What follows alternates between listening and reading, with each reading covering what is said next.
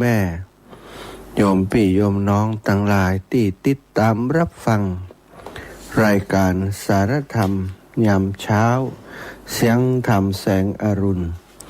ตั้งสถานีวิทยุในเครือข่ายสายบุญคลื่นสีขาวเพื่อชาวประชาซึ่งออกอากาศจากวัดปากตังเจริญอำเภอดอยหล่อ จังหวัดเชียงใหม่ส่งไปยังสถานีในเครือข่ายคลื่นสีขาวในช่วงเช้าอย่างนี้หลายสถานีสถาญาติโยมในพื้นที่ของที่ห่างไกลก็ได้รับการเชื่อมสัญญาณจากสถานีวิทยุของกลุ่มธุรกิจซึ่งได้หันประโยชน์ของการมอบเวลาให้กับครูบาอาจารย์ได้นำธรรมะมาแบ่งปันกับศรัทธาญาติโยมหลายพื้นที่ก็ได้ยินกันแต่เจ้าเลยเนาะต่างเมืองปานบ้านเกิดของอาตมาภาพก็ได้ยิน ตอนเจ้านี้โยมแม่และศรัทธาญาติโยมพี่น้องต่างในอำเภอเมืองปานหลายพื้นที่ตำบลได้ฟังกันอยู่แล้วก็ตั้งเชียงใหม่ตั้งเชียงรายตั้งเมืองพะเยาเมืองแปะเมืองน่านก็ยังมีสัญญาณไปถึงตั้งปุ้นจากเครือข่ายสายบุญของคลื่นสีขาวนั่นเองศรัทธาญาติโยมตั้งหลายพบปะกันเช้าวันนี้เป็นวันเช้าวันจันทร์เช้าวันจันทร์ที่จะที่6เช้าวันจันทร์ที่6เดือนเมษาวันนี้ก็เป็นวันสำคัญของชาวไทยของเฮาพระสงฆ์นิกรชาวไทยของเฮาเป็นวันจักรีเป็นวันจักรีเป็นวันมีความเกี่ยวข้องกับสถาบันพระมหากษัตริย์ราชวงศ์จักรีได้ทำการเป็นพระราชาเป็นมหากษัตริย์ที่ปกครองไผ่พระอาณาประชาราษฎร์ตั้งแต่สมัยรัชกาลที่1มาจนฮอดวันนี้เป็นรัชกาลที่10แล้วศรัทธาอีปอยอีแม่ทั้งหลายเป็นราชวงศ์ที่มีความมีตั้งใจตั้งใจอุปถัมภ์พกยอยกพระพุทธศาสนาได้นำไผ่พระประชาชนทั้งหลายนั้นได้ทนุบำรุงพระพุทธศาสนาเป็นแบบอย่างที่ดีอยู่ในทศพิธราชธรรมจึงทำให้ราชวงศ์จักรีเป็นราชวงศ์ที่ปกครองหรือว่าเป็นราชวงศ์ที่ดูแลพี่น้องประชาชนในฐานะเป็นราชามหากษัตริย์มาถึง10รัชกาลศรัทธาก็ทำให้วันนี้เป็นวันหยุดเป็นวันหยุดราชการแล้วก็เป็นวันที่ศรัทธาญาติโยมทั้งหลายจะได้มีโอกาสน้อมระลึกถึงคุณของพระมหากษัตริย์ไทยที่มีต่อพระสงฆ์นิกรชาวไทยทั้งหลายโดยเฉพาะพระบาทสมเด็จพระเจ้าอยู่หัวตั้งแต่รัชกาลที่1ถึงรัชกาลที่10นี่ใฝ่ในการพัฒนาความเป็นอยู่ของพระสงฆ์นิกรมาโดยตลอดศรัทธาเอาละก่อนที่จะนำสารธรรมเรื่องราวต่างๆมาจามาสนทนากับศรัทธาอีปอยอีแม่ทั้งหลายก็จะปาศรัทธาญาติโยมไว้พระสวดมนต์ก่อนวันนี้เข้ารายการจ้าสักหน่อยเนื่องจากว่าตื่นมาแล้วโดยความเหนื่อยโดยความเพลียจากการที่ทำงาน หนักทำงานก่อสร้างช่วงนี้หลายอย่างศรัทธาญาติโยมบอกว่าจะบอกอย่างไรเป็นการเตรียมสถานที่เตรียมงานที่จะรอต้อนรับครูบาอาจารย์และศรัทธาก็ใกล้เวลาแล้วคนอื่นอาจจะว่า25พุ่นอาจารย์แต่สำหรับอาตมานี่มันไกลมากใกล้มากเดี๋ยวก็ถึงละเตรียมหลายสิ่งหลายอย่างเพื่อจะถึงวันนั้นมาพร้อมที่จะต้อนรับดูแลศรัทธาปล่อยแม่และครูบาอาจารย์อย่างเต็มที่เอารับศรัทธาสวดมนต์ไหว้พระทำวัดเช้าก่อนกราบพระพร้อมกันกราบ1พุทโธเมนาโถ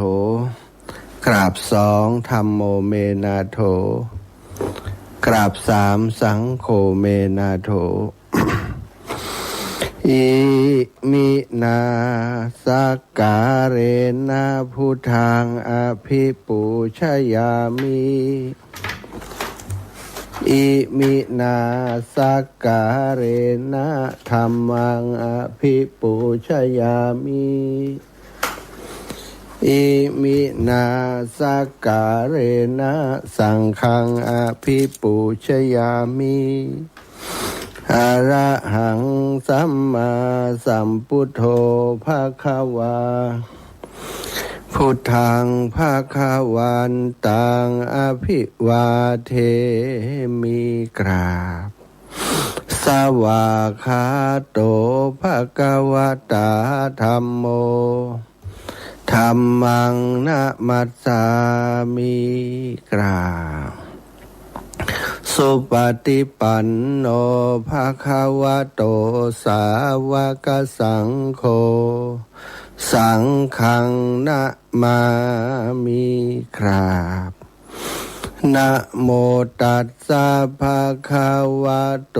อะระหะโตสัมมาสัมพุทธัสสะนะโมตัสสะภะคะวะโตอะระหะโตสัมมาสัมพุทธัสสะนะโมตัสสะภะคะวะโตอะระหะโตสัมมาสัมพุทธัสสะพุทธังสารนังกัจฉามิธัมมังสารนังกัจฉามิสังฆังสารนังกัจฉามิตุติยัมปิพุทธังสารนังกัจฉามิตุติยัมปิธัมมังสารนังกัจฉามิตุติยัมปิสังฆังสารนังกัจฉามิตาติยัมปิพุทธังสารนังกัจฉามิตาติยัมปิธัมมังสารนังกัจฉามิตาติยัมปิสังฆังสารนังกัจฉามิอิติปิโสภะคะวะอะระหังสัมมาสัมพุทโธวิชชาจารณะสัมปันโนสุขโตโลกาวิทูอนุตตโรปุริสธัมมะสารทิสัทธาเทวมนุษสานังพุทโธภคะวะติสวากขาโตภะคะวะตาธัมโมสันทิฏฐิโกอากาลิโกเอหิปัสสิโกโอปานะยิโกปัจจตังเวทิตาโพวินโยหิติสุปฏิปันโนภะคะวะโตสาวกสังโฆอุชุปฏิปันโนภะคะวะโตสาวกสังโฆยายาปฏิปันโนภะคะวะโตสาวกสังโฆสามิจิปฏิปันโนภะคะวะโตสาวกสังโฆยะทิทังจัตตาริปุริสายุคานิอัฏฐปุริสปุคลาเอสะภะคะวะโตสาวกสังโฆอาหุนยโยปาหุนยโยทักขินยโยอัญชลิกระนิโยอนุตตรังปุญญเขตังโลกัสสติกราบพระพร้อมกันเนอสัทธากราบหนึ่งพุทธังวรันตังศิรสานะมามิกราบสองธัมมังวรันตังศิรสานะมามิกราบสามสังฆังวรันตังศิรสานะมามิสัทธาญาติโยมท่านสาธุชนคนดีทั้งหลายไหวพระสวดมนต์ทำวัดเย็นโดยกันเรียบร้อยแล้วนะต่อไปก็จักได้นำ สาระธรรมมาสนทนามาอุมาจากกับศรัทธาอิปออิแม่ตั้งหลายอย่างที่ได้บอกไปเนาะวันนี้เป็นวันจักรีนะเป็นวันสำคัญเป็นวันสำคัญของชาติไทยของเรานะเป็นวันเริ่มเป็นวันที่พระสงฆ์นิกรเจ้าไทยของเราควรที่จะน้อมรำลึกถึงคุณของพระรัตนของสถาบันพระมหากษัตริย์ศรัทธาญาติโยมในสมัยการปกครองตั้งแต่อดีตมานั้นปกครองโดยระบอบกษัตริย์ระบอบกษัตริย์ก็คือมีพระมหากษัตริย์เป็นใหญ่มีพระมหากษัตริย์มีพระราชามีพระมหากษัตริย์เป็นใหญ่ฉะนั้นการปกครองสมัยก่อนนะก็พระราชาว่าอย่างใดก็ต้องตามนั้นนะสัตว์แต่ที่สำคัญในสมัยก่อนนั้นการปกครองหรือว่าการดูแลพระสงฆ์นิกรนี่ก็บ่ใช่เรื่องง่ายเนาะสัตว์กษัตริย์สมัยก่อนต้องมีความกล้าหาญต้องมีการรบทับจับศึกอยู่ตลอดเวลาสมัยกรุงธนบุรีเนาะกรุงธนบุรีกรุงศรีอยุธยานะสมัยลพบุรีนะหลายสมัยนะศรัทธาญาติโยมกษัตริย์ที่ปกครองแผ่นดินในแผ่นดินสุวรรณภูมิแผ่นดินของประเทศไทยของเฮานี้ตั้งแต่ยุคสุโขทัยลพบุรีแล้วก็ศรีอยุธยาแล้วก็มานนทบุรีหรือว่ากรุงธนบุรีนั่นเองจนมาถึงกรุงเทพมหานครเป็นเมืองหลวงของประเทศไทยกษัตริย์ทุกยุคทุกสมัยนะสถากษัตริย์ในสมัยก่อนนั้นเป็นผู้ปกครองบ่ได้เหมือนสมัยนี้นะสถานเลือกมาจากประชาชนที่มีความรู้ความสามารถมาเป็นผู้ปกครองมาเป็นผู้นำประเทศแต่อย่างใดก็ตาม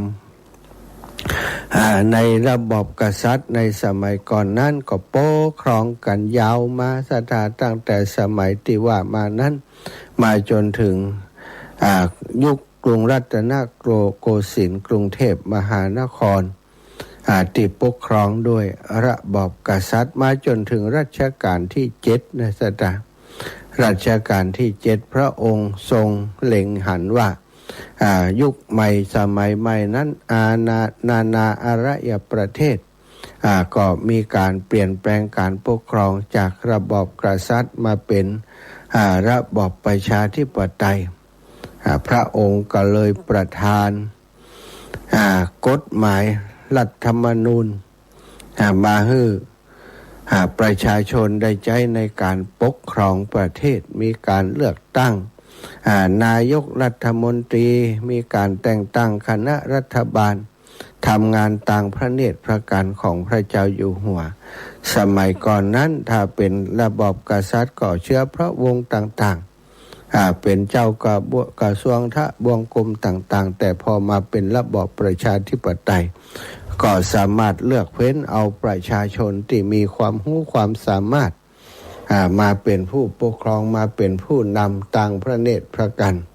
ด้านต่างๆจนมาถึงยุคปัจจุบันที่เราหันว่า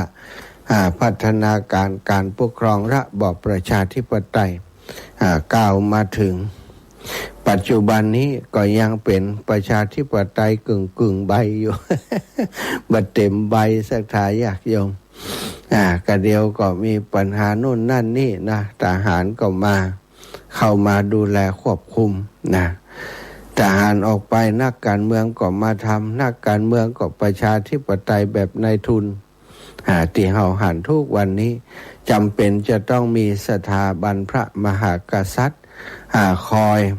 เป็นดุลถ่วงอำนาจอยู่ ถ้าบ่มีสถาบันพระมหากษัตริย์นี่นักการเมืองปัจจุบันนี้จะปันใดบ่ฮู้เน้อสถาญาติโยมทั้งหลายป่อหลวงรัชกาลที่9ตลอดรัชสมัยได้ปกครองได้ดูแลพระสงฆ์นิกรของพระองค์ด้วยความเหน็ดเหนื่อยตั้งแต่ต่อสู้กับความยากจนเนาะสถานการตัดไม้ทำลายป่าบนเขาบนดอยเพื่อจะเพียวทางทำฝิ่นทำอะไรอย่างในยุคสมัยนั้นก็ไปส่งเสริมให้ปลูกไม้เมืองหนาวที่มีราคาสูงบัดต่างจากฝิ่นแล้วก็เป็นอันตรายเหมือนฝิ่นตัวสมัยก่อนนู้นนะสถาเมืองไทยดังเรื่องเรื่องฝิ่นเรื่องเฮโรอีนเรื่องอย่างเนี้ยเป็นแหล่งผลิตแหล่งใหญ่ของโลกว่าแต่พระเจ้าอยู่หัวมีวิสัยทัศน์ทรงเล็งหันว่าถ้าปล่อยไว้ประสบนิกรของพระองค์จะได้รับความลำบากแล้วนานาอารยประเทศ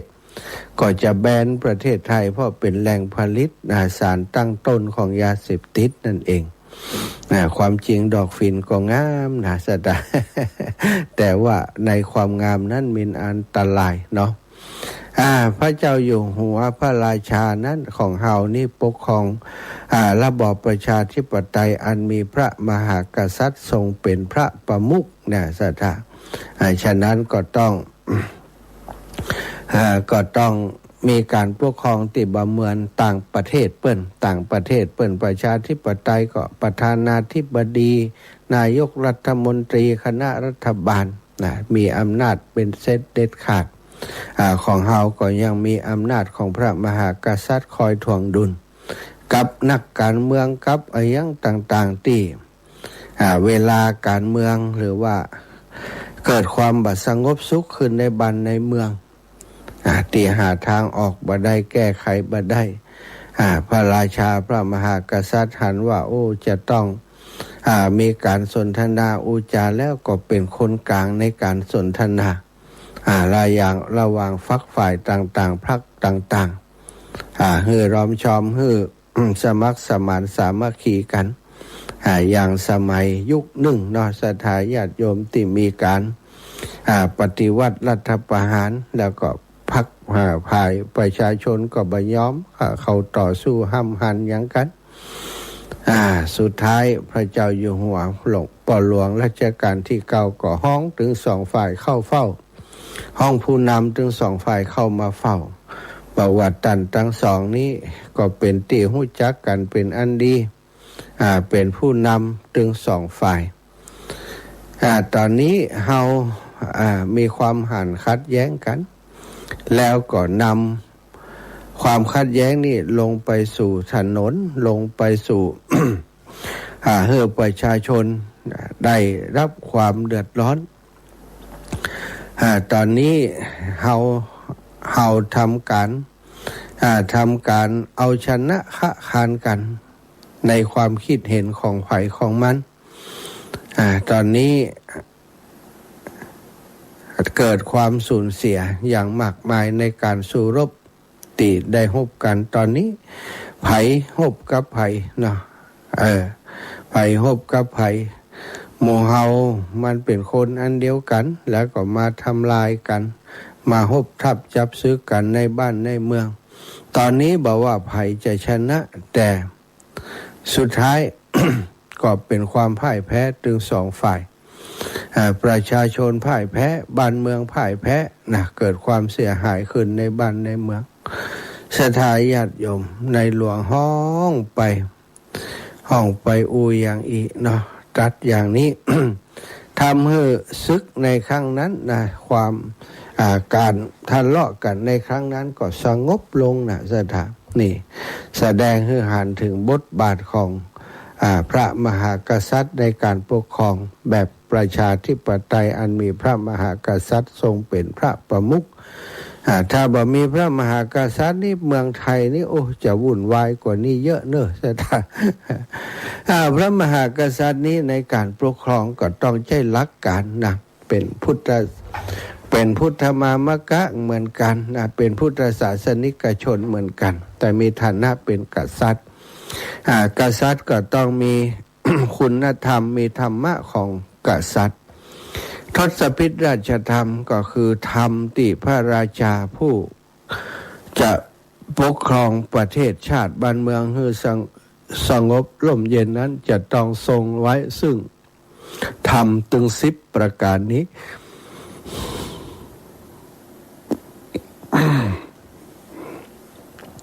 เป็นธรรมะสำคัญสำหรับการปกครองหรือว่าพระกษัตริย์ที่จะต้องใช้ในการปกครองเพื่อให้การบริหารบ้านเมืองได้มีความร่มเย็นเป็นสุขยึดมั่นในความเที่ยงธรรมและความเสียสละประโยชน์เพื่อประโยชน์ส่วนรวมประกอบไปด้วย10ประการโดยการศรัทธาศีลปริจาคะอาชวะมัทวะตบะอโกทะอวิหิงสาขันติและก็อวิโลทนะ This sound is processed by Stereo Tool. Go to stereotool.com. ให้เหมือนกันนั่นแหละเนาะอย่างเฮาก็หมู่เฮาก็เริ่มจากทานศีลภาวนาเหมือนกันการให้สละสิ่งของบำรุงเลี้ยงดูประสบนิกรช่วยเหลือพี่น้องประชาชนราชาก็ย่อมจะมีทรัพย์เหนือกว่าประชาชนช่องทางแห่งการได้ทรัพย์ของพระราชาราชวงศ์ก็มีเยอะนะเสด็จเมื่อมีมากกว่าหรือว่ามีพอจะอุดหนุนจุนเจือช่วยเหลือประชาชนราชาจะต้องฮืออย่างพระเวสสันดรเป็นตัวอย่างเนาะแล้วต้องมีศีลมีความประพฤติดีงามรักษาความสงบทางกายวาจาใจบัพประพฤติชั่วนี่สำคัญถ้าราชาชั่วเสียแล้วนะราชวงศ์ก็ถูกราชวงศ์ก็จะบ่ได้รับความเคารพนับถือการปกครองก็จะลำบากถูกดูหมิ่นดูแคลนจากนานาอารยประเทศเปิ้นฉะนั้นราชาที่ดีจะต้องมีสงบกายสงบวาจาสงบใจบัพประพฤติชั่วทางกายวาจาใจข้อที่3ทศพิธราชธรรมข้อที่3ปริจาคะการเสียสละศรัทธาทานกับเสียสละแต่ว่าปริจาคะตัวนี้เสียสละสูงขึ้นไปคือการเสียสละความสุขส่วนตนเพื่อประโยชน์ของส่วนรวมในข้อนี้ศรัทธาดูพระราชกรณียกิจของพระบาทสมเด็จพระเจ้าอยู่หัวพระชนกนาถภูมิพลอดุลยเดชมหาราชที่พระองค์ทรงกระทำอันนั้นแหละคือปริจาคะเสียสละความสุขส่วนพระองค์เพื่อประโยชน์สุขของพระสงฆ์นิกรอย่างแท้จริงข้อที่4อาชวะความซื่อตรงอันนี้มีความก็คือมีความซื่อสัตย์สุจริตดำรงตนในความซื่อตรงต่อหน้าที่และประชาชนถ้ากษัตริย์บ่ซื่อตรงแล้วศรัทธาการตัดสินปัญหาต่างๆในสมัยก่อนที่ใจพระราชาในการตัดสินปัญหาต่างๆแม้กระทั่งโทษประหารชีวิตนี่ถ้าทำผิดในบ้านในเมืองถ้าหากพระราชาตัดสินผิดก็จะเป็นบาปเป็นกรรมแม้กระทั่งถูกก็ยังเป็นกรรมอยู่นะ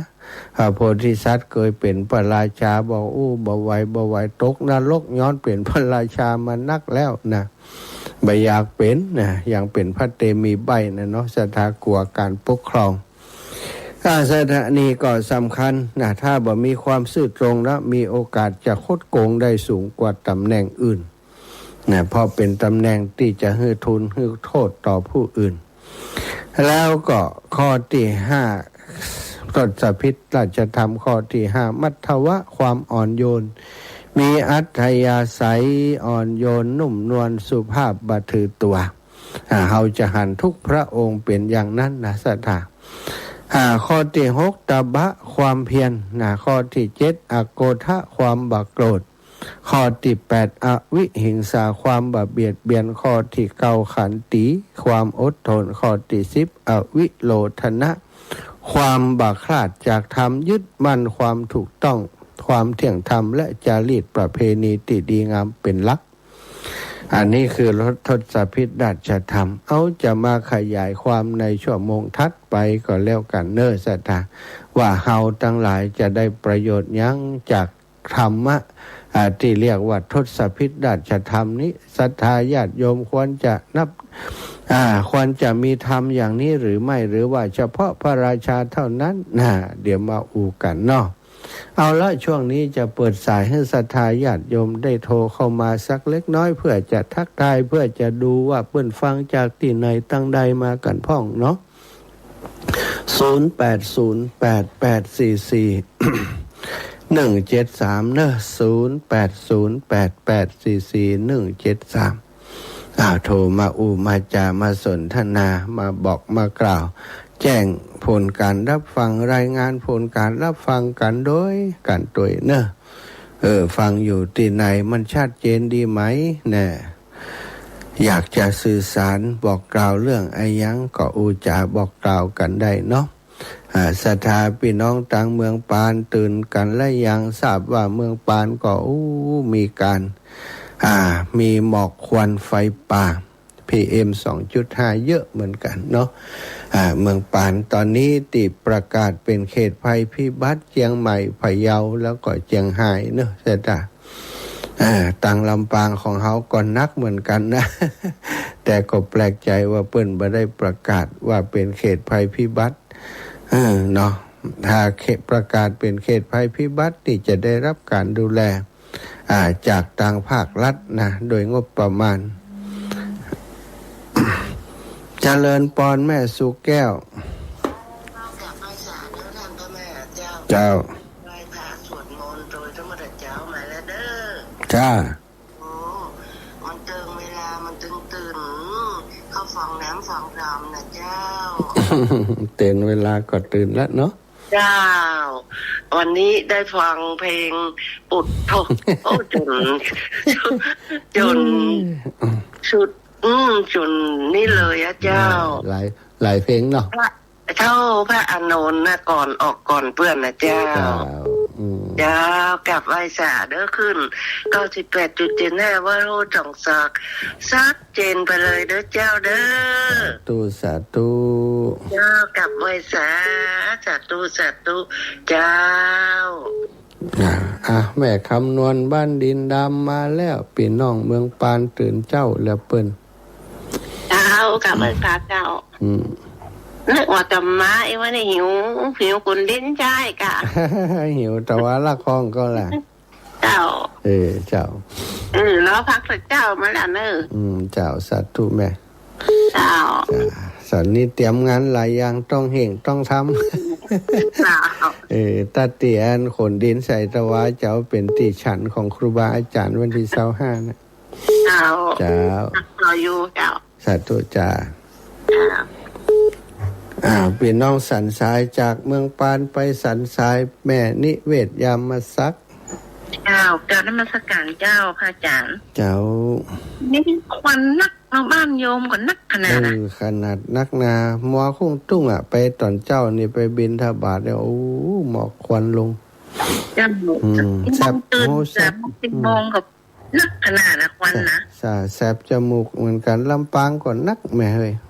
วันนั้นเจ้าหันในคลิปกดเผาเตียนลำปางจะมาเชียงใหม่อย่างนี้เนาะใช่เจ้าเราเสียบกลางกุเส้นไปบ่ม่วนเล่มเดี๋ยวนี้เตียนนครพิงค์เจ้าหันเป็นลงในโทรศัพท์นี่ก็โหนักขนาดนครพิงค์เลยนะเจ้าเป็นกำลังใจให้เจ้าชัดเจนเจ้าดูแลสุขภาพด้วยแม่เนอะเจ้าตัวเจ้าเจริญปอน8574จ้าวัสการเจ้าฟังอยู่นะเจ้าฟังอยู่นะเจ้าเสียงคุ้นๆแต่จำได้จำไม่ได้หรอเจ้า วันนี้ก็จะปะกันอยู่นี่เจ้า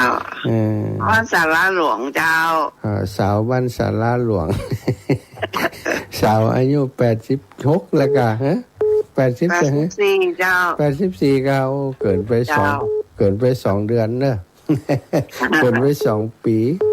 84เต่าไม่อยากคำพอดีเนาะรุ่นนี้กำลังลึกนะเขาว่าอย่าได้กะรุ่นนี้กำลังลึกอีกอะอย่าตู้เนอะเดี๋ยวปะกันเจ้าวันนี้มาแล้วเจ้าใช่อีน้องบอกกะเจ้าอีน้องสมจิตบอกกะ บอกหนึ่งเจ้าบอก เนี่ย วันนั้นว่าเจ้าแล้วก็ว่าได้ยินจากพระอาจารย์ก็เลยมาแน่ใจ แหละ เจ้า แหละโทรมาเช็ค สาธุแม่อุไรวันอภิธัญกรบ้านศาลาหลวงเจริญปอนโยมแม่จากไหนเอ่ย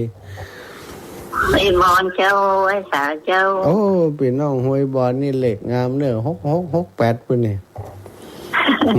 63 ตัว 8 โยมแม่ทำวัดสวดมนต์ด้วยท่านนะ เนี่ยเป็นทำวัดลำปางไปหาเดี๋ยวตุลุงจะเดียดอ่ะ ลำปางนะผู้เป็นลำปางแล้วนะ เป็นลำปางแล้วเนาะพี่น้องเชียงใหม่ห้วยบอล ท่านข้าตาตู้ข้าพาพงเนิ่มมาได้ก็ทำงานทั้งวันนะ เจ้าทำงานทุกวันช่วงนี้นะค่อยทำค่อยเนี้ยไปอีแม่เพราะมันงานแบบมันบอกว่าจะจ้างเปิ่นยังได้มีตังค์จ้างอ่ะ ถ้าวันบุญก่อนวันที่25ถึงนี้ นั่นกะ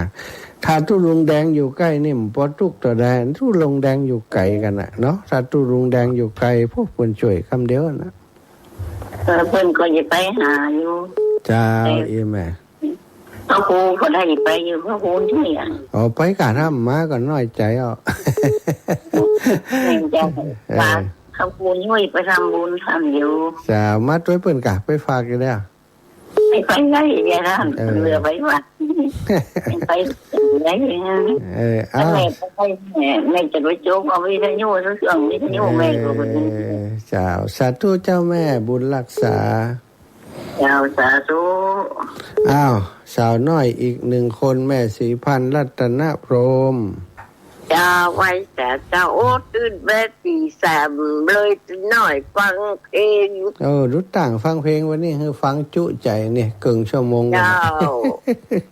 เพลงนี้ตุเจ้าถ้าจะออกอย่านี่อุ้ยคือฟังเพลงนี้ทำแม่จะออกแล้วทุกถ้าได้ยินเพลงหมู่นี่เดี๋ยวทุกเจ้ามาแน่เนาะเจ้าโอ้ตื่นบ่ายสามเลยทุกวันเลยเจ้าดีแล้วโยมแม่ดีเนาะตื่นเจ้ามาก็ได้ฟังธรรมเนาะเจ้าหลวงปู่ด้อยว่าอย่างใดก็หลวงปู่ด้อยว่าอย่างใดก็ในยังก็ล่างหลวงปู่ด้อยจังหวะอย่างใดก็ตื่นเจ้ามานะล่างนาโดยน้ำใสล่างใจโดยน้ำธรรมอีกอะกำใจก็เจ้าหลวงปู่ด้อยน่ะก็เดี๋ยวก็มากันนี่เนาะเสียงใสดีเด้อท่านแม่เนื้อโอ้ขอบคุณนะโยมแม่เจ้าทำแม่เป็นจิตเป็นใจเจ้าขอบคุณสวรรค์ขอบคุณจ้าสาธุบุญรักษาแม่เน้อเจ้าไหว้สาเจ้ายายพร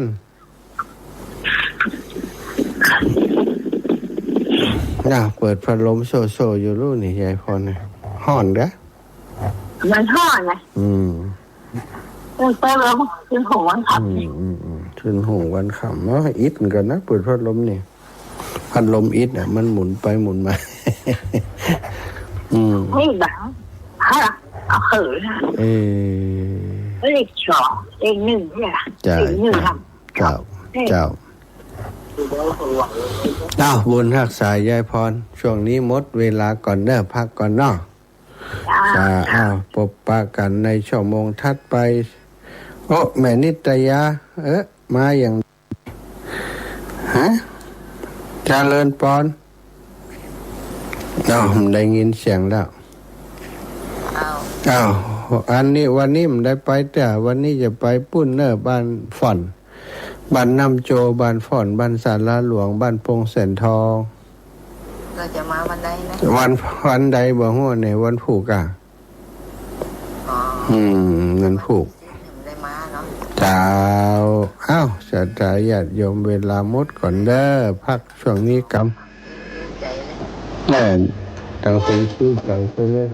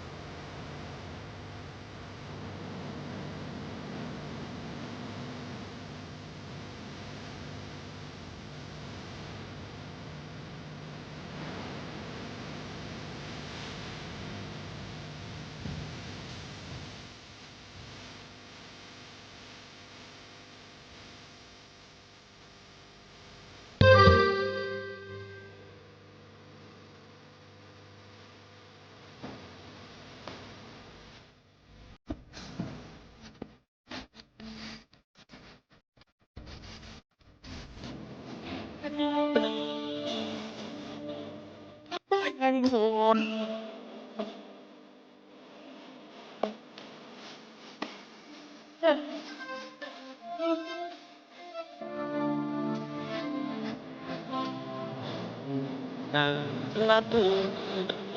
มาเป็น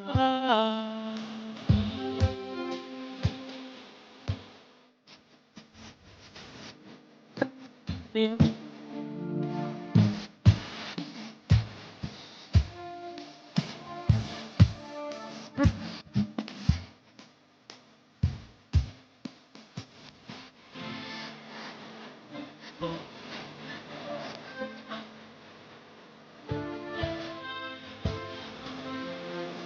ตื่นมายายแม่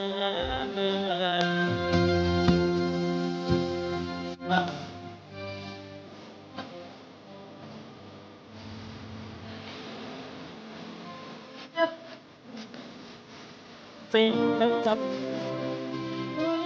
แววได้ยินเสียงสวดมนต์แล้วเปิดเวทีไปฟังเสียง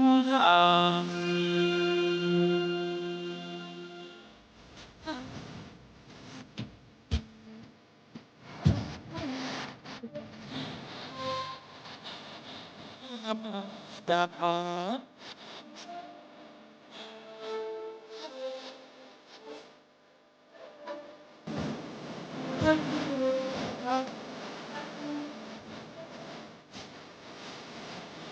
ฟังเสียง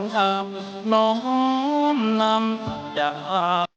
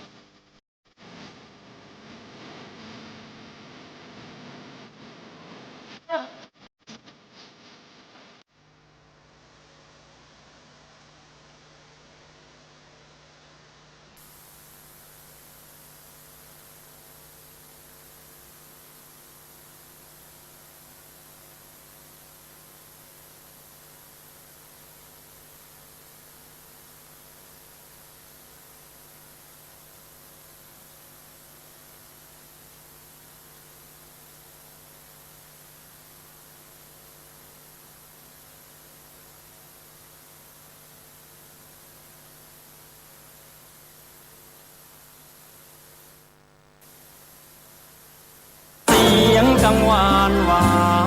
นวังเวงแววได้ยินเสียงสวดมนต์แล้ว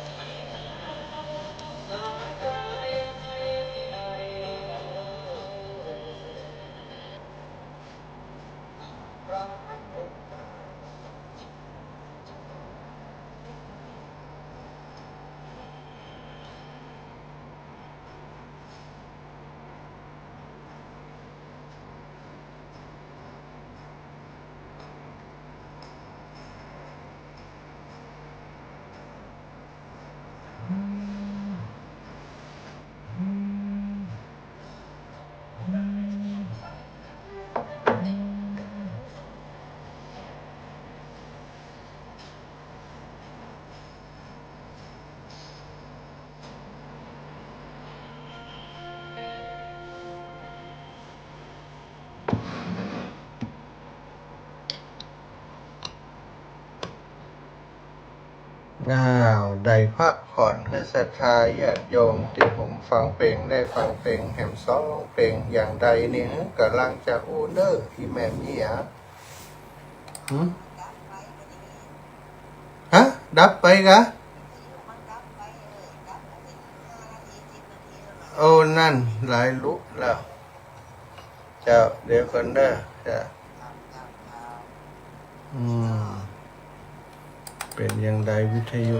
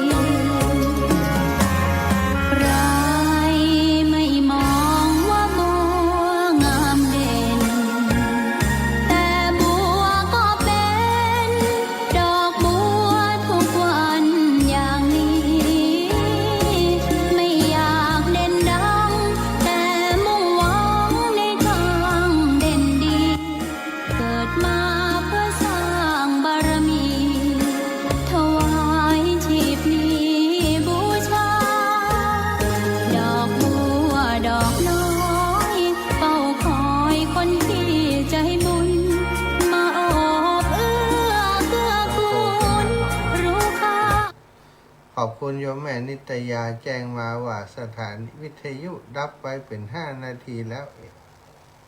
ก็แปลกใจว่ามันดับทำไมเนาะปกติมันจะลันยาวไปเลยของคลื่นสีขาวคอมพิวเตอร์มีปัญหาหรือว่าไผรีโมทมารบกวนก็ไม่แน่ใจนะอาจจะมีคนหู้รหัสรีโมทแล้วก็รีโมทเข้ามารบกวนนะปิดตรงนั่นตรงนี้นะเดี๋ยวจะต้องแจ้งช่างเทคนิคก่อนศรัทธาญาติโยมฟังมาถึงตรงนี้แล้วตะกี้เนาะได้อุจากันไปถึงทศพิธจะทำโดยความว่าเนื่องจากว่าวันนี้เป็นวันจักรีเป็นวันสำคัญของประเทศเฮานะเป็นวันสำคัญมีความสำคัญต่อสถาบันพระมหากษัตริย์เป็นวันจักรีเป็นวันที่ถือว่าเป็นฤกษ์งามยามดีที่กษัตริย์ราชวงศ์จักรีขึ้นมาปกครองประเทศไทยปกครองพระสงฆ์นิกรชาวไทยตั้งแต่รัชกาลที่ 1 พระพุทธยอดฟ้าจุฬาโลกนะรัชกาลที่ 1ก็พระองค์ทรงก่อตั้ง ราชวงศ์จักรีขึ้นมานะตั้งแต่ปียังก็จำมาได้ซะได้ จนฮอดวันนี้ก็เป็นรัชกาลที่10แล้วนะตะเกียรตมาก็ได้อู้กันไปถึงเรื่องของคุณธรรมสำหรับพระราชาพระราชาคือผู้ปกครองนะสถานแม้กระทั่งผู้ที่เป็นนายกก็ดีผู้ที่เป็นกำนันก็ดีปหลวงบ้านเขานี่ก็ต้องถือตรงเนี้ยถือทศพิธราชธรรมธรรมะสำหรับผู้ที่เป็นผู้ปกครองก็ได้นะหรือว่าพระราชาก็ได้พระราชานี่มันค่อนข้างจะจำกัดไปหน่อยนะจำกัดเฉพาะพระราชาแต่ว่าสำหรับนักปกครองนะก็ต้องอาศัยธรรมะแบบนี้เหมือนกันจะได้ทศพิธราชธรรมนี้นะมี10ประการถ้าไผก็ตามที่เป็นผู้ปกครองแล้วก็ได้น้อมนำธรรมะ10ประการนี้ใส่ในจิตในใจประพฤติปฏิบัติตามนี้ตามโลดแมพนะหรือว่าแผนที่ในหัวใจนี้ย่อมการปกครองนั้นย่อมจะเป็นการปกครองที่เกิดขึ้นโดยธรรมคนที่อยู่ใต้ปกครองคนที่เฮาปกครองเปิ่นนี้นะก็จะได้อยู่เย็นเป็นสุขมีความสุขในประเทศชาติบ้านเมืองในชุมชนที่เฮาปกครองนั้นแต่ถ้าหากผู้ปกครองบ่มีทศพิธราชธรรมวิทยุไม่มีเสียงจากบ่มีทศพิธราชธรรมแล้วนะพระสงฆ์นิกรคนที่อยู่ใต้ปกครองก็อยู่ลำบากซะท่านะอยู่ลำบากบ่มีความสุขได้รับความเดือดร้อนเมื่อได้รับความเดือดร้อนความวุ่นวายก็จะเกิดขึ้นนี่เขาจะหันว่าบางยุคบางช่วงบางสมัยที่ผู้ปกครองเป็นผู้ที่บัดตั้งอยู่ในธรรมความโกลาหลความวุ่นวายก็จะเกิดขึ้นในบ้านเมืองนั้นๆอย่างบ้านเมืองเฮานี้ก็เดี๋ยวก็มีปัญหาประท้วงกาอย่างกานี่สถานย้อนไอ้อย่างทำไมประชาชนถึงลุกขึ้นมาต่อต้านอำนาจรัฐนะหรือว่าประท้วงการกระทำของรัฐก็เพราะว่าบางช่วงบางยุคบางสมัยประชาชนบ่ได้รับความเป็นธรรมจากรัฐมีปัญหารัฐบ่เข้าไปช่วยแก้ไขบ่เข้าไปช่วยดูแลปล่อยปะละเลยหรือบางครั้งก็เป็นผู้ที่ถูกรัฐกระทำเนาะกระทำย่ำยีโดยอย่างต่างๆหลายอย่างสถานะ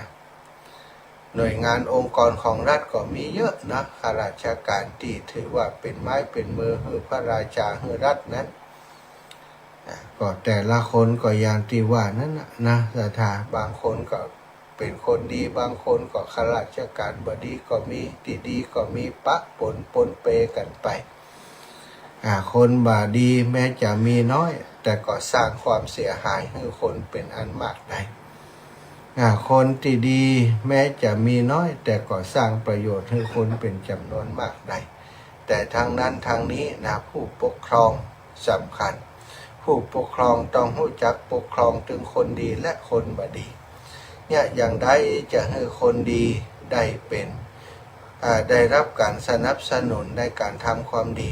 ให้ยิ่งขึ้นไปเนี่ยอย่างใดให้คนที่ทำบ่ดีให้กลับตัวกลับใจไปเป็นคนดีในที่สุดหรือว่าป้องปรามเขาได้อย่างไรอันนี้เป็นหน้าที่ของผู้ปกครองนะแต่อย่างใดก็ตามผู้ปกครองจะดีแค่ไหนนะถ้าบ่มีคุณธรรมนะมันก็เป็นไปได้ยากนะศรัทธาญาติโยมเพราะฉะนั้นคำว่าพระราชาที่ดีนักปกครองที่ดีเริ่มต้นที่ต้องมีคุณธรรม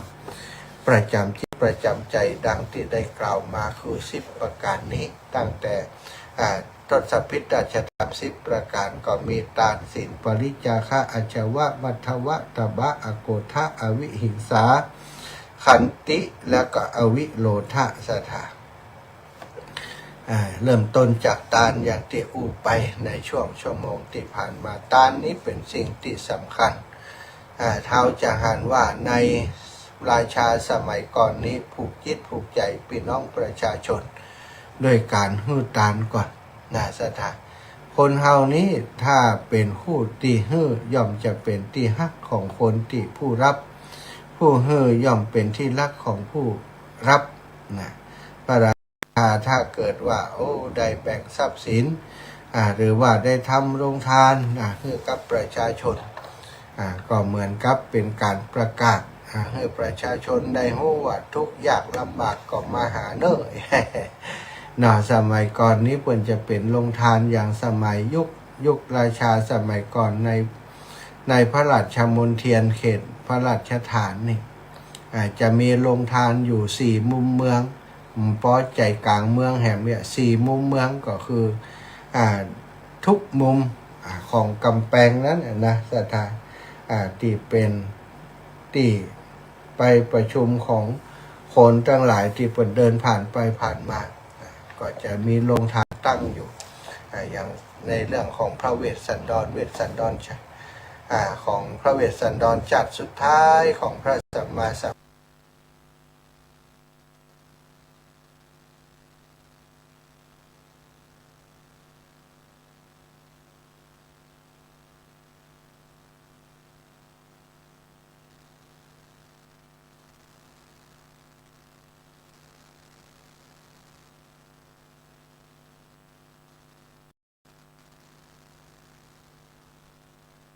ตั้งอยู่อย่างในเรื่องของพระเวสสันดรของพระเวสสันดรจัดสุดท้ายของพระสัมมาสัมพุทธเจ้าพระองค์ทรงประสูติมาเป็นพระกุมาร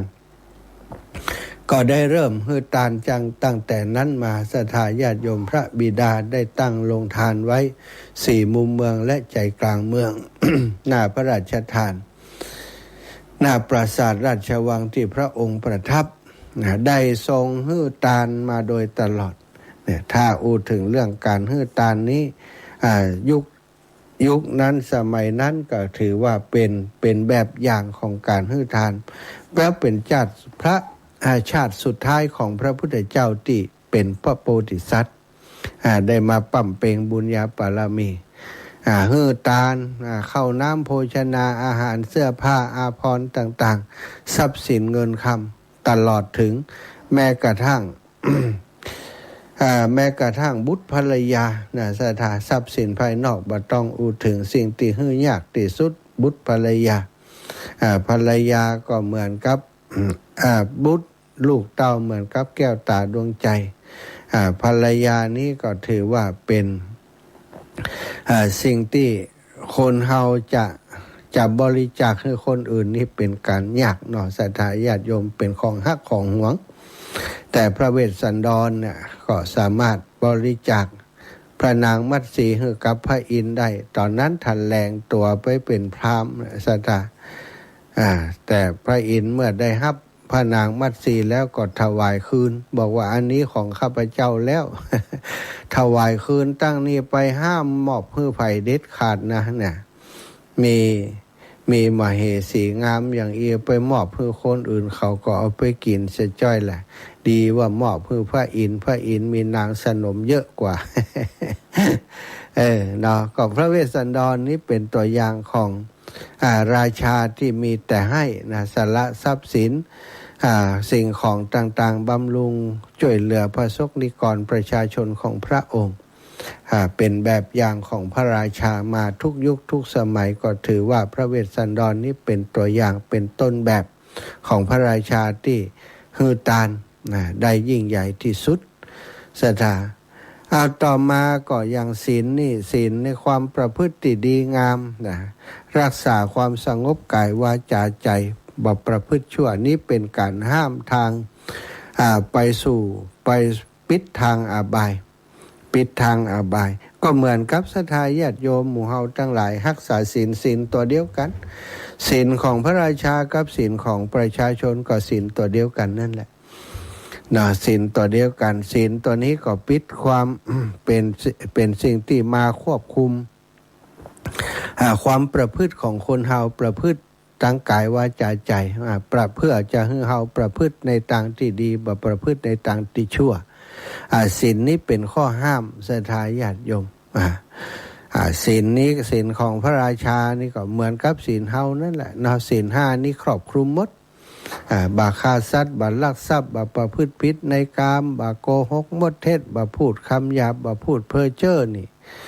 ศีลข้อที่3เพิ่นข้อที่4แล้วก็บาดื่มสุราเมลัยข้อที่5ถ้าสามารถรักษาศีลอย่างนี้ได้นะสถาความชั่วก็บ่เกิดขึ้นเพราะเฮาป้องกันควบคุมกายวาจาใจให้ดีแล้วนะความชั่วจะเกิดขึ้นได้อย่างใดก็เกิดขึ้นบ่ได้ในข้อนี้นะศรัทธาญาติโยมรักษาความสงบกายวาจาใจประพฤติชั่วนี้นี่ก็มีตัวอย่างพระเตมีนะพระเตมีใบที่เฮาจำกันได้นั้นเมื่อสมัยพระพุทธองค์ได้ท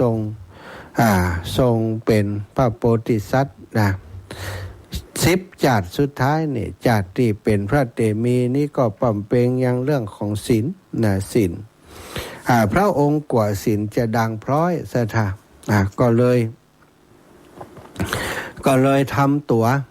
คือเรื่องของเรื่องก็วันที่เมื่อพระองค์ยังเป็นพระกุมารอยู่นั้นนะพอดีว่า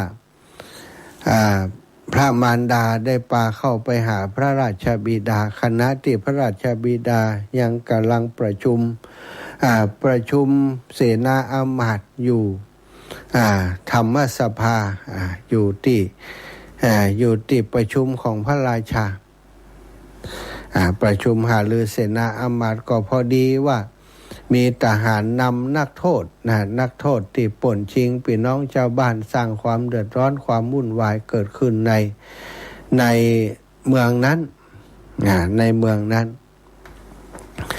เขาก็นำมาสู่ที่ประชุมหันในคณะนั้นนี่พระกุมารเตมีนี่นั่งอยู่บนตักของพระบิดาพระบิดาเมื่อเขานำนักโทษมาก็จะต้องตัดสินโทษตัดสินปัญหาว่า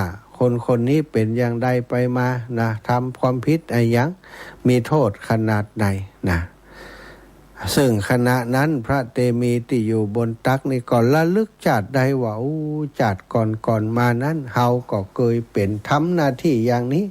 เคยเป็นพระราชากรองเมืองแล้วก็เคยทำหน้าที่แบบที่พระบิดากำลังทำอยู่นี้แล้วสิ่งที่ได้รับจากการทำหน้าที่ของพระราชาตัดสินปัญหานั้นก็คือพระองค์ต้องตกนรกมกใหม่อยู่ในนรกเป็นเวลาที่เมินนานว่าศรัทธาเป็นเวลาที่เมินนานจากการทำหน้าที่ของพระราชาหน้าที่ของพระราชาเนี่ยศรัทธาต้องตัดสินความต่างๆตามกระบวนกฎหมายที่ออกไว้กฎหมายนั้นนะบางเตื้อก็เป็นกฎหมายที่ออกมาเพื่อจะควบคุมป้องกันปกครองพี่น้องประชาชนโดยเสนาอามาตย์ได้ประชุมหารือโดยพระราชาได้มีดำริอย่างนี้นะเสนาอามาตย์ต่างๆก็ไปล่างไปจดจานเขียนมาเวลาจะตัดสินปัญหาก็ต้องพอตามกระบวนกฎหมายอย่างปัจจุบันนี้ก็เหมือนกันดูกระบวนกฎหมายว่าสิ่งใดควรทำสิ่งใดบ่ควรทำหรือว่าถ้ากรณีอย่างนี้ตัดสินอย่างใดบางคนทำความผิดลุแก่อำนาจของตัวเองทำความผิดช่อราชบังหลวงถ้าเป็นข้าราชบริพารไปช่อราชบังหลวงพระเจ้าอยู่หัวก็ยับมาลงโทษลงขังคุกขังตารางหรือว่าบางทีก็ต้องถึงกับประหารชีวิตก็มีเพราะฉะนั้นอำนาจของพระราชาตำแหน่งของพระราชานี้มีความสุ่มเสี่ยงสูงที่จะทำความผิดศีลถึง5ประการเนี่ยบ่ข้อใดก็ข้อหนึ่งเนี่ยจะแม้กระทั่งบ่ผิดทำถูกแล้วตามกระบวนกฎหมายแต่ในกระบวนกฎแห่งกรรมบอกว่าอันจะเอาไปประหารเนี่ยก็คือสั่งตายเนาะสั่งตายถ้าในกรณีที่บ่พิจารณาไตร่สวนให้ดีคนที่ พระราชาสั่งตายนั้นเป็นคนบริสุทธิ์เนี่ยเป็นคนที่ถูกใส่ความซึ่งก็มีเป็นจำนวนนักศรัทธาในข้อนี้พระเตมีเปิ่นระลึกไปถึงว่าในอดีตเฮาได้ทำความผิดพลาดเพราะได้เป็นพระราชาทำหน้าที่แบบนี้ได้ตกนรกมกไหมอยู่ในนรกหลายปีหลายพันปีจนจำมาได้แล้วนะพระองค์ก็เลยกลัวการที่จะต้องขึ้นเป็นพระราชาเพราะถ้าหากพระองค์ยังดำรงพระราชอิสริยยศเป็นรัชทายาทนะถ้าบ่มีอะไรอย่างเกิดขึ้นก็ต้องเป็นพระราชเป็นรัชทายาทและจะต้องขึ้นครองราชย์แทนพระบิดาบ่วันใดก็วันหนึ่งเมื่อพระองค์ได้ดำริอย่างนี้ตั้งแต่ห้านก็คิดหาท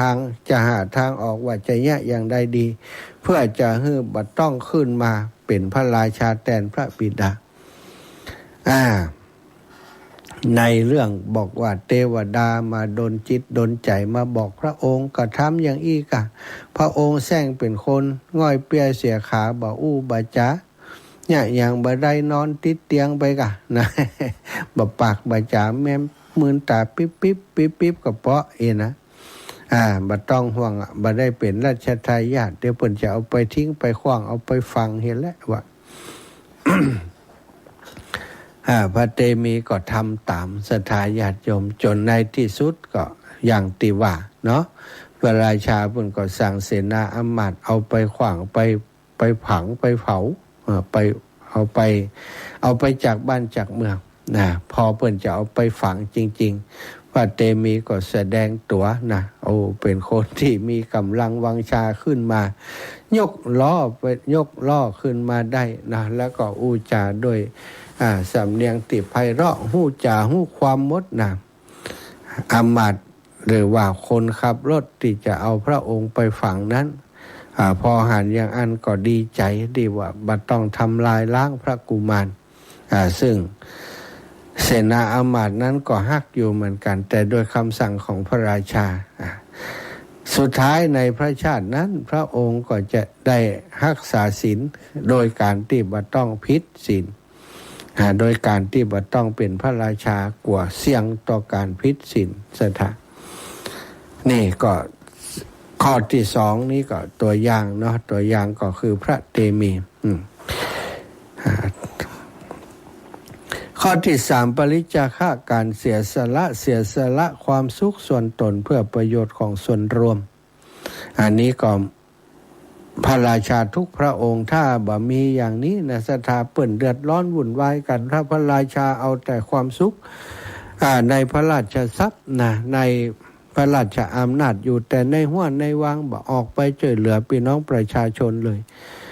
อำนาจนั้นก็จะอยู่บ่เมินประชาชนก็จะเบื่อหน่ายแล้วก็จะบ่ให้ความเคารพนับถือบ่เชื่อฟังแต่ใน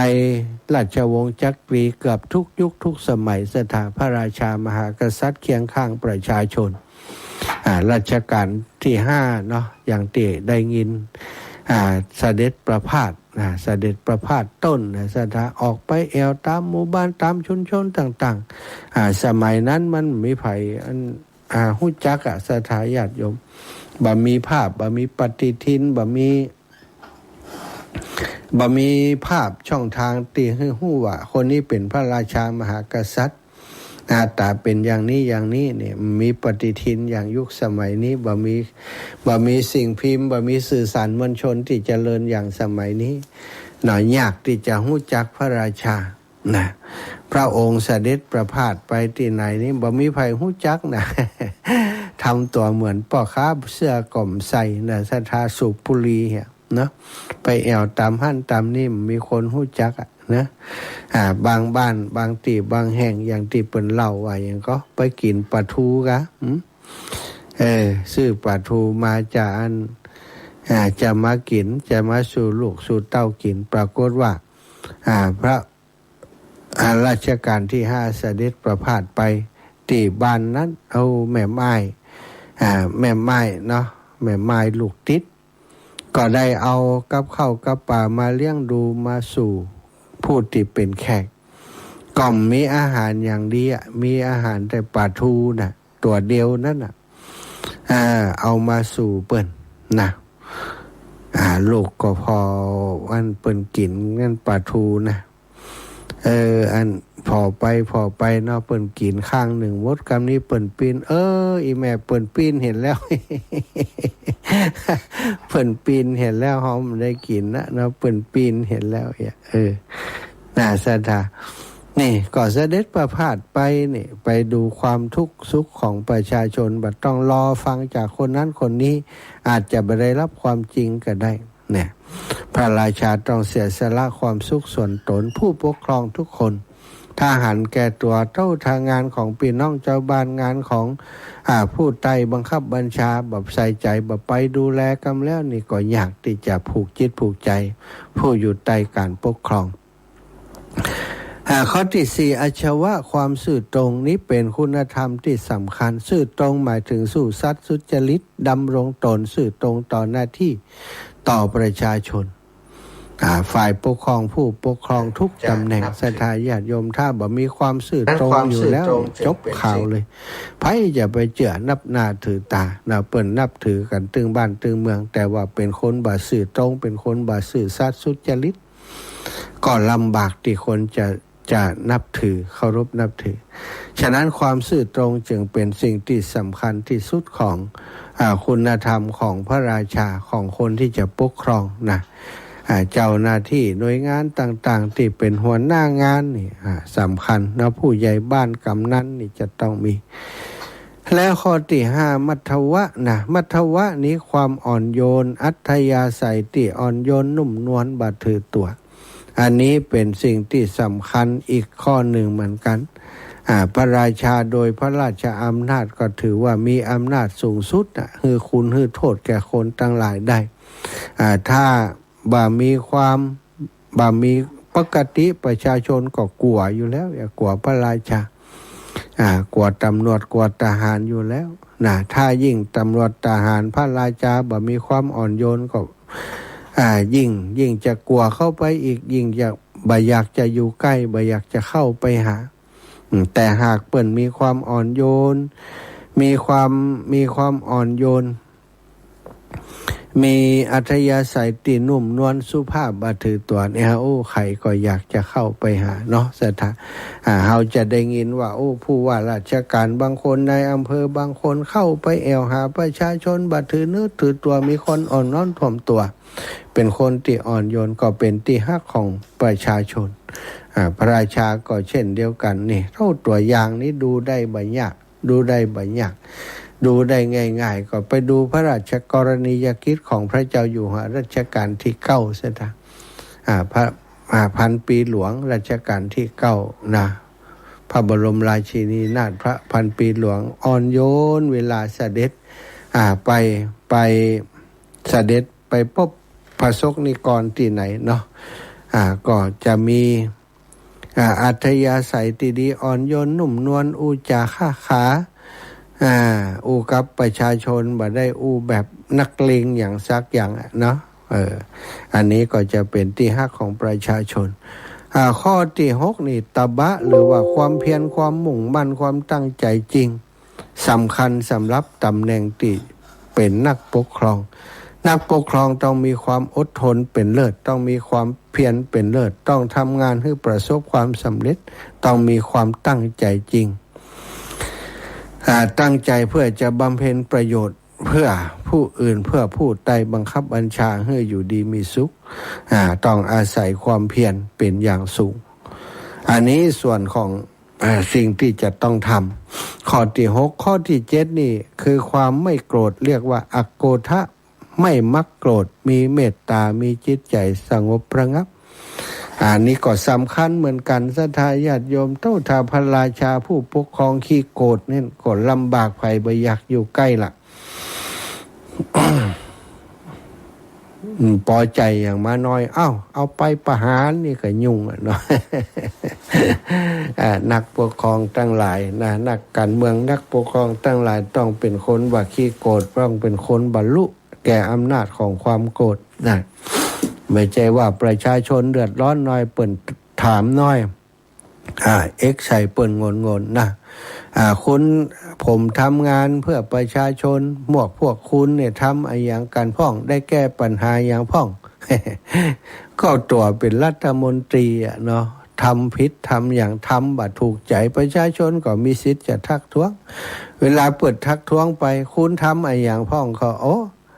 เขาไม่ได้เป็นรัฐมนตรีอ่ะไปถามเขาอย่างอันได้อย่างไรคุณอาสาไปเป็นรัฐมนตรีเนาะอาสาไปเป็นนายกใครฮื้อเปิ่นเลือกเป็นนายกลงทุนไว้แต่ฮื้อพอได้เป็นนายกปุ๊บประชาชนเดือดร้อนนำมันขึ้นได้ตึงวันซะท่า ประชาชนเดือดร้อนหมู่นี้อยู่เหมือนอาตมาบอกเลยอยู่เหมือนเพราะว่าสร้างปัญหาความเดือดร้อนให้ประชาชนนะแล้วก็เวลาเปิ่นถามอย่างก็ว่าอย่างตีว่าเนี่ยเนาะประชาชนอย่างพ่องคุณทำอย่างพ่องผมทำเพื่อบ้านเพื่อเมืองคุณบ่ทำอย่างหาแต่เรื่องสุดท้ายมันก็ยูมได้นั่นแหละลูกแก่อำนาจความโกรธแล้วก็อวิหิงสาการบาเบียดเบียนนี่ก็สำคัญบาเบียดเบียนกดขี่ข่มเหงใช้อำนาจเกินขอบเขตถ้าพระราชานักปกครององค์ไหนคนไหนเบียดเบียนประชาชนกดขี่ประชาชนข่มเหงประชาชนกดขี่โดยระบบเศรษฐกิจกดขี่โดยการขึ้นน้ำมันเอาติ๊กนี่มันต้องกว่าอยู่เหมือนอยู่เหมือนประชาชนเดือดร้อนเจ้าบ้านเดือดร้อนตึงบ้านตึงเมืองหมู่เขานี่ก็ตบขี้ปุ่มโบะเนาะร่ำรวยอย่างเดียวรวยไม่ไหวแล้วหยุดนี่ก็ตอนนี้มันยังไม่หยุดนะรวยไม่ไหวแล้วอีกเนาะการหาเสียงของเปิ้นรวยมาไหวแล้วนึกว่าไผรวยแต่ว่าเป็นหมู่มันรวย ประชาชนเอาไหนมารวยน้ำมันแพงขึ้นค่าเศรษฐกิจค่าครองชีพแพงขึ้นตอนนี้คนป้อมไปมากันไหนแล้วสถาอิดแต่เนาะนี่คือรัฐบาลที่บ่มีคุณธรรมอยู่ในจิตในใจของนักปกครองตรงนี้ก็อันตรายเนอะอวิหิงสาบเบียดเบียนอันนี้เบียดเบียนก็ลำบากอยู่ขันติความอดทนอันนี้ก็เป็นกรรมเดียวกันนี่เฮาก็ใจความอดทนกดกันบ่ท้อถอยประชาชนก็ใจธรรมะข้อนี้ขันติความอดทนข้อที่10อวิโลทะความบักคลาดจากธรรม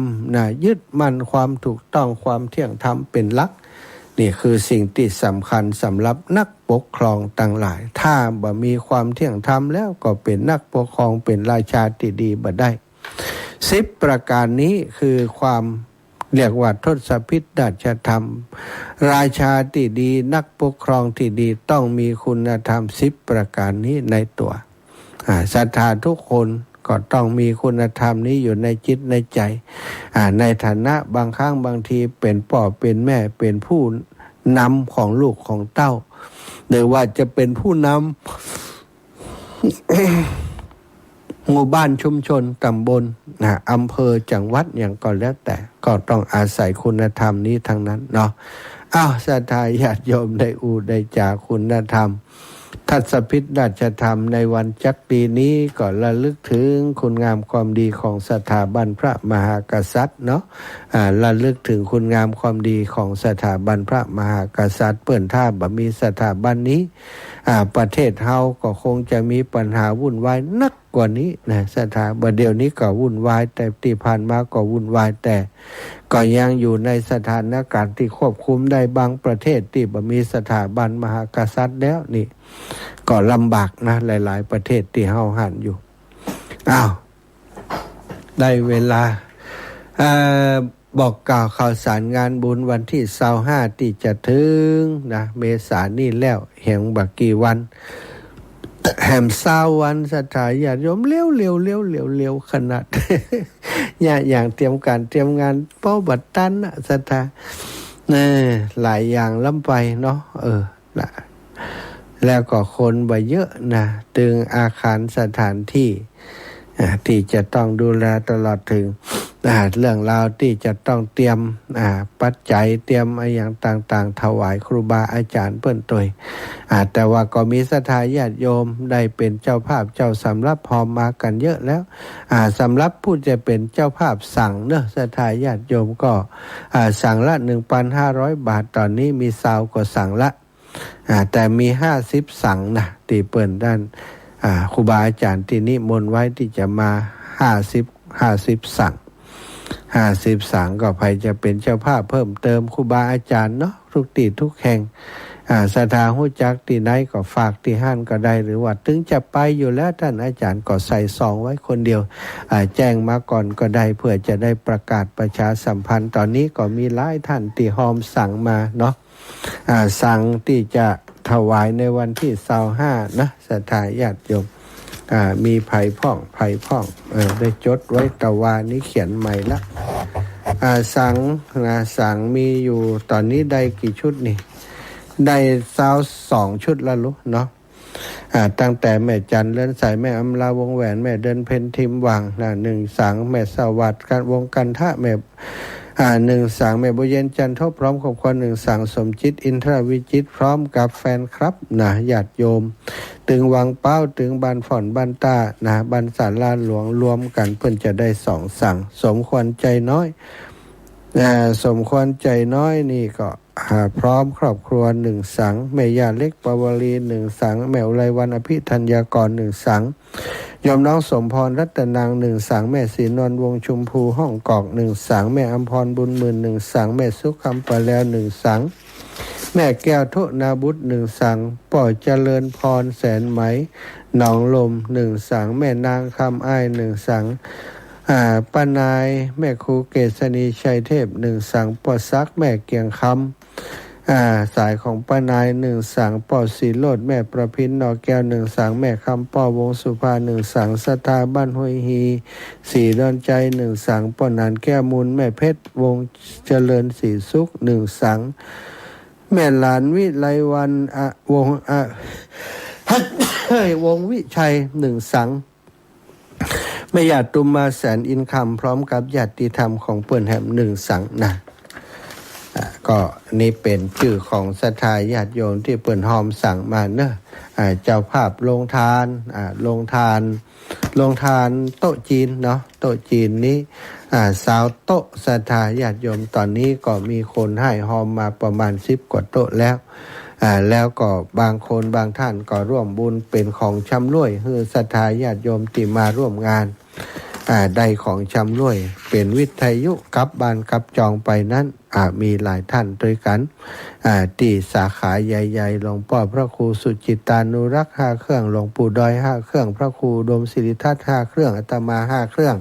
แม่อุไรปัน1เครื่องแม่บัวลอยบุญสุขแม่สุขและกันทะบ้านนางแล1เครื่องแม่คำน้อยคำอิมบุตร3เครื่องส่งมาแล้วแม่สุภัตตาคำไปแล้ว1เครื่องแม่จันศรีบุญพา1เครื่องแม่เรียบวังสมบัติ1เครื่องแม่บรรเย็นจันทะวง1เครื่องแม่คำปัน1เครื่องแม่สุขคำไปแล้ว1เครื่องอันนี้สำหรับวิทยุเนอะศรัทธาเอาละศรัทธาเหลือเวลาอีกเล็กน้อยปั่นศรัทธาญาติโยมได้โทรเข้ามาเนาะ08088441730808844173พี่น้องบ้านน้ำโจพี่น้องบ้านป่าจ้ำเช้านี้เจอกันเนอะ6 โมงเนาะที่บ้านตลาดบ้านน้ำโจบิณฑบาตที่ห้านแล้วก็7 โมงนี้ที่บ้านฟ่อนศาลาหลวงแล้วก็โปงแสนทองศรัทธาญาติโยมบางพ่องก็จะฝากปัจจัยที่จะหอมวันที่25มาเนาะช่วงนี้เป็นกรรมกรจะเทปูนให้เหมาะสถานห้องครัวเทปูนห้องครัวสถานที่ที่จะใจในการต้อนรับดูแลครูบาอาจารย์ฉันภัตตาหารเพลในวันที่25ที่ศาลาสิริธรรมวิพัฒน์อนุสรณ์ใกล้ติดกับสำนักงานสถานีวิทยุ 106.50 เมกะเฮิรตซ์วัดบรรพตสถิตเนาะศรัทธาต่อไป08088441730808844173 เสียงดังไปทางใดก็ล่างอันขึ้นสีขาวเสียงหายไปกะขึ้นสีขาวเสียงมีก็ลำปางเสียงมีอยู่นะอาตมาบันแน่ใจว่าขึ้นสีขาวเสียงหายไปก็เพราะว่าตะกี้ที่ลำปางเสียงมันเงียบไปน่าจะเป็นเพราะว่าขึ้นสีขาวเสียงเงียบไปภัยที่ฟังอยู่ตั้งขึ้นสีขาวตั้งแจ้งใหม่แจ้งมาจิมรู้เสียงดังอยู่ก็เงียบไปแล้วขึ้นสีขาว แต่กี้อาตมาไปแก้ไขที่ในสถานีที่ลำปางนี่ที่เดียวเพราะว่าขึ้นสีขาวนี่ต้องปุ่นวัดปากตางเจริญเปิ้นจัดการเนาะบันแน่ใจว่าที่ขึ้นสีขาวเงียบไปโดยหรือไม่นะแต่กี้ที่สถาเปิ้นว่ามันเงียบไปอาตมาก็บ่ได้ทักไปที่ขึ้นสีขาวฟังขึ้นสีขาวก็เนอะสถา0808844173ลำปางยังมีไผตื่นจ้ะอาลาบันหมอหายดีแล้วกา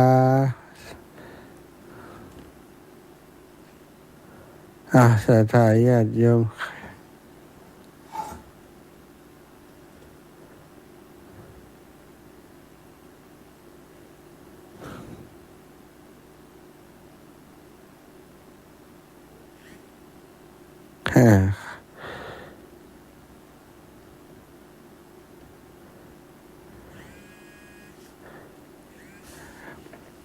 ทางพุ่นมีปัญหาอย่างไรยายพร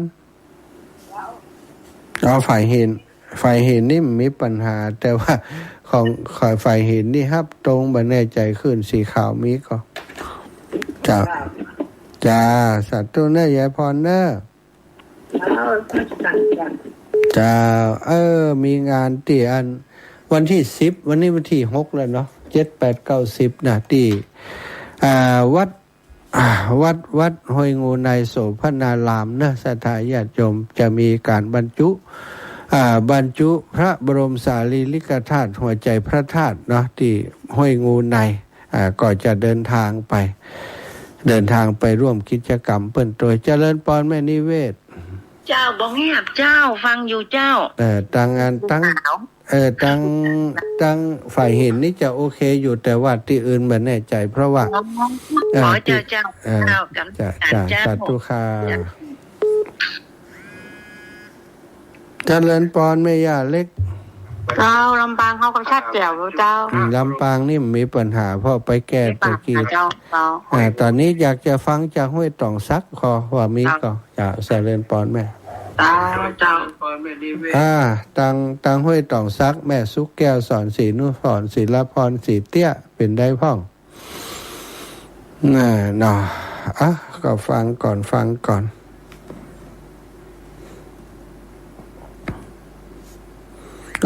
วิทยุชัดเจนดีเจ้าแสดงว่ามีปัญหาเนาะตะกี้มีติดลำปางติดเดียวเนาะท่านอาจารย์กิตพุทธอุทยานเชียงใหม่ฟังจากฝายหินครับผมถวายความเคารพโอเคเนาะชัดเจนเนาะชัดเจนครับสาธุครับฟังอยู่โทรศัพท์ไม่ค่อยดีศรัทธาพี่น้องต่างเมืองฝั่งวันที่10เนอะปะกันนะบ่ฮู้จะมีเวลาไปแอวหาแม่ย่าก็แม่ละพรเนาะแม่อุ้ยอุ่นแม่ละพรที่เมืองฝั่งบ่ฮู้จะมีเวลาไปแต่ว่าจะไปที่ห้วยงูในนะสถานห้วยงูในนี้เปิ้นบรรจุหัวใจพระธาตุพระบรมสารีริกธาตุที่พระธาตุเจดีย์เนาะครูบาอาจารย์ขึ้นสีขาวก็ถ้าจะไปหลายรูปอยู่เหมือนกันเจริญพรแม่เจ้ามันยุดไปกรรมแหละเจ้าตอนนี้ชัดเจนตะกี้สถานีมันหายมันลุดไปจ้าสาธุเนอะที่ว่าจะไปทั้งไม้นั่นแม่ก็ไปหักหัวไปใครเห็นปวดใจตลาดไปบ่ได้อย่างนั้นมันเป็นยังไงเอาใส่ที่อื่นใส่ใกล้ๆบ้านเฮาก็ได้เอาวัฒนธรรมสาธุไปเอาเขาเจ้าได้ละเจ จ้าสาธุเนอะ เจ้าไหว้ค่ะก็ลูก ศรัทธาญาติโยม0808844173ครับอีกหนึ่งสายนะอีกสายเดียวพี่น้องต่างเมืองฝางเนาะแม่มีชัยพินโยภาสแม่บุญเรืองใช้เงินเนอะปาการที่ห้อยงูในบรรจุหัวใจพระธาตุเอาวัตถุมงคลไปบรรจุไว้เนอะพี่น้องต่างแม่จงดีเขาแม่บัวพัดกุลันศรัทธาพี่น้องต่างเมืองฝางปะกันที่ห้วยงูในวัดโสภณารามวันที่10ที่จะถึงนี้เนาะเอาละศรัทธาเวลาตอนนี้4:56 นาทีก็จักได้นำรายการจากลาศรัทธาญาติโยมไปเสียก่อนนะเดี๋ยวครูบาอาจารย์หลวงปู่ดอยกันเนาะจะเข้าต่อจากนี้ก็อย่างนะก็จะได้มาพบปะกับศรัทธาญาติโยมต่อไปพี่น้องบ้านน้ำโจพี่น้องบ้านป่าจ้ำแล้วก็บ้านฝ่อนบ้านต้าได้พบปะกันเช้าวันนี้นะบ้านฝ่อนบ้านต้าบ้านศาลาหลวงบ้านโป่งแสนทองขอความสุขความสดีจงมีแก่ศรัทธาสาธุชนทุกคนทุกท่านเนอะจัตตาโรธรรมาวทันติอายุวันโน